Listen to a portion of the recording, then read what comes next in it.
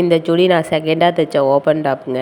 இதை வந்து அம்பர்லா சுடியாக தைக்கலான்னு சொல்லிட்டு தான் வாங்கினது. 150ன்னு சொன்னாங்க. சரி தைக்கிறது தானே, நம்ம நல்லா தைக்கக்குள்ள நல்ல ரேட் பார்த்து வாங்கிக்கலாம். இப்போ சிம்பிளாக தைக்கிறதுக்கு ஏதோ ஒன்று சொல்லிட்டு தான் வாங்கினேன் இந்த சுடியை.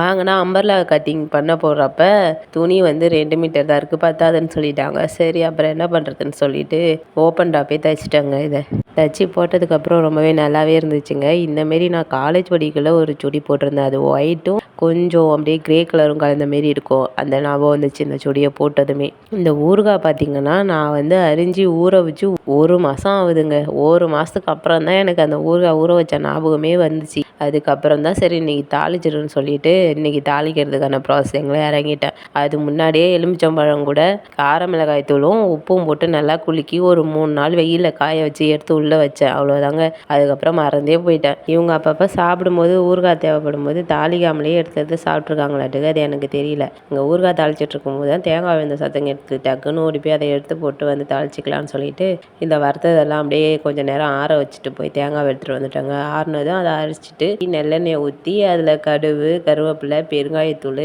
அப்புறம் பார்த்திங்கன்னா இந்த அரைச்சி வச்சுருக்கோம்ல கடுகும் வெந்தயமும் 2த்தையும் வறுத்து அரைச்சி வச்சுருக்கேன்.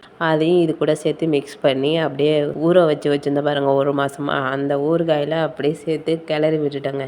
தாளிச்சதுக்கப்புறம் இந்த நறுமணம் தாங்க. அப்படியே அறுசுவை நாக்கில் நடனம் ஆடுதுன்ற மாரி இந்த வானல்லேருந்து எல்லாத்தையும் எடுத்து இந்த கண்ணாடி பாட்டிலில் வச்சுட்டாங்க. வச்சுட்டு வானல்லே சாதத்தை போட்டு பேட்டி சாப்பிட்டாச்சு. அவ்வளோ ஒரு டேஸ்ட்டுன்னா டேஸ்ட்டு, செம டேஸ்ட்டுங்க.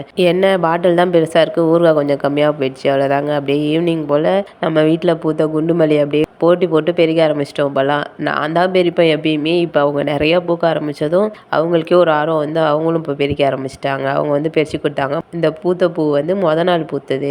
அது பார்த்திங்கன்னா 1 முழம் வந்துச்சு. நெக்ஸ்ட் டேவே இன்னும் 1 முழம் அதிகமாகி 2 முழமாக பூக்க ஆரம்பிச்சு. அப்கமிங் வீடியோவில் டெய்லிக்கு எங்கள் வீட்டில் பூக்கிற குண்டுமல்லி பூ எவ்வளோ அதிகரித்து பூக்குது அப்படின்றத வந்து நான் வீடியோவில் லாஸ்ட்டில் காமிக்கிறேன். இந்த வீடியோவில் தான். பை.